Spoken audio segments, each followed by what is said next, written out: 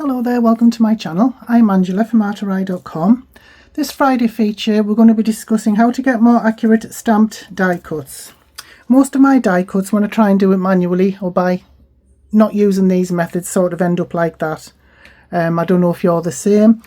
I'm going to show you two methods where you can get slightly more accurate die cuts. This is the first method, which is less accurate in my experience, but a lot faster, and you can batch stamp your die cuts. This one is the second method, which is a little bit more accurate. So this first method involves a stamping platform. So what you do is you cut out your die cuts, keep one of the negative spaces. You are going to need this. I'm going to put it as flat as I can on there.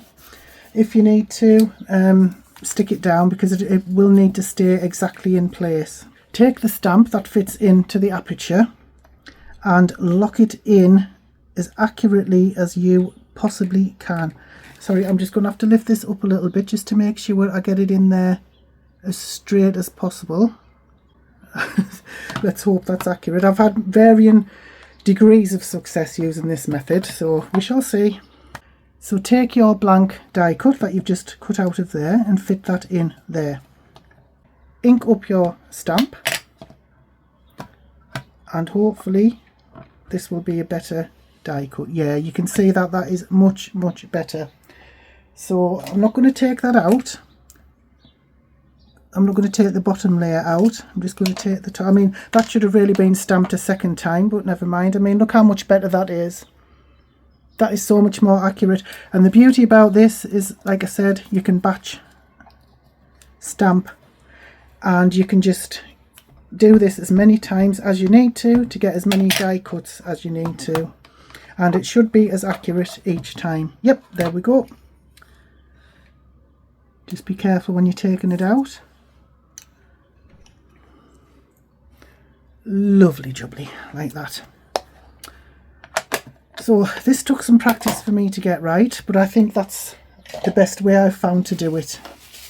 So now on to the second method. So if you don't have, or you don't want to use a stamping platform, this is another way to do it. Right, so this next method,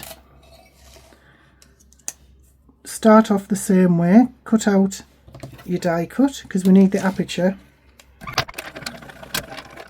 Then you can keep that bit for doing the first method if you want to. So then you take your stamped image and you fit it into there, or around there. You fit the aperture one around there, and you can see it hasn't been stamped quite straight on there, so I'm just going to have to do the best I can. Just get it in the center, get some tape,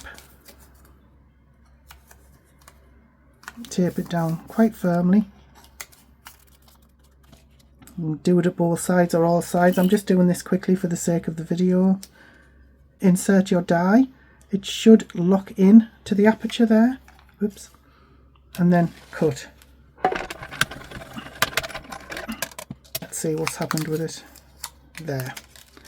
I didn't line it up absolutely perfectly, but you can see there that is much better than trying to struggle doing it manually.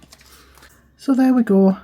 Two different ways to get much more accurate stamped die cuts.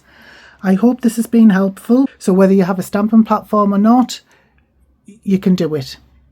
Just choose whichever method suits you best. But thank you so much for watching. I really appreciate it. Just have to find something to do with all these die cuts now because I've been practicing for a week.